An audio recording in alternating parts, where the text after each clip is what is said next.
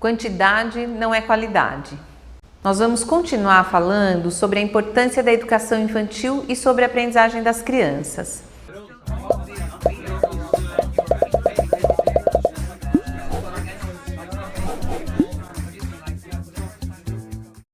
No nosso último Papo Aberto, eu falei sobre o quanto a qualidade das experiências vividas é importante para que as aprendizagens das crianças sejam relevantes e significativas.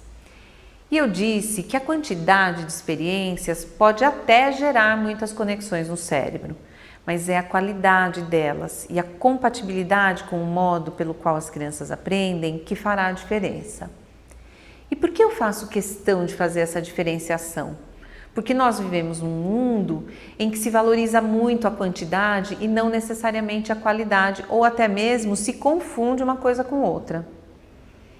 A escola, de maneira geral, foi atribuindo valor à quantidade ou ao volume de conteúdo ensinado e foi construindo a sua imagem de boa escola com base nisso.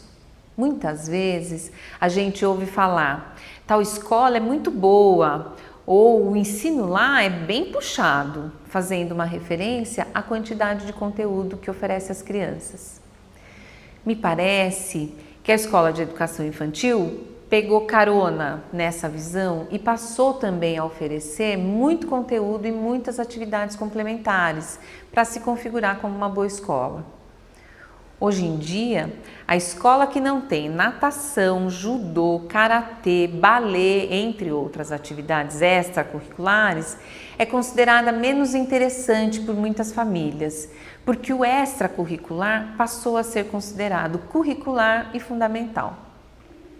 Uma boa parte das escolas adota materiais apostilados de inúmeros sistemas de ensino que chegam a definir praticamente uma apostila para cada mês. Eu conheço escolas que dão atividades a cada 15 minutos e entregam pastas cheias de atividades em papel para os pais nas reuniões trimestrais. Parece que quanto mais cheia de atividades a pasta estiver, mais atestados elas dão de que são boas escolas. Mas quantidade não é sinônimo de qualidade. As crianças de 0 a 6 anos estão buscando entender como o mundo, as coisas e as pessoas funcionam, e elas fazem isso por meio das experiências que elas vivem. Experiências em que elas podem pegar, observar, testar, ver o efeito, a reação, o resultado da ação que elas empregam sobre os objetos ou sobre os elementos envolvidos. Aprender é muito mais do que reconhecer imagens e buscar algumas relações visuais ou cognitivas entre elas. As experiências que as crianças vivem deixam marcas na pele, no cérebro, no corpo todo. Elas literalmente constituem o que a neurociência chama de arquitetura do cérebro, e não é só a visão e o pensamento que ativarão os circuitos cerebrais.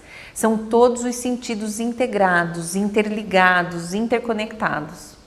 E para isso, uma gama enorme de atividades em papel, um número enorme de apostilas, 6, 8, 10 apostilas para mim, é um número enorme, não são pertinentes. Não são compatíveis com o jeito de aprender que depende da ação, do gesto, do movimento, do envolvimento do corpo todo, que é muito forte na educação infantil.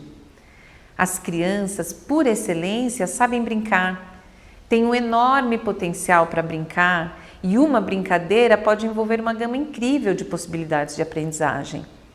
E mesmo nas escolas de educação infantil, além de ter o dia do brinquedo, que geralmente é a sexta-feira, as crianças passam horas sentadas fazendo os mais variados tipos de atividade no papel, que estão muito mais focadas em raciocínios que envolvem uma relação visomotora, porque elas olham para o que a apostila está propondo e buscam resolver ou responder ao que é solicitado, só pensando sobre o assunto. Elas não necessariamente operam de fato sobre o que se está propondo.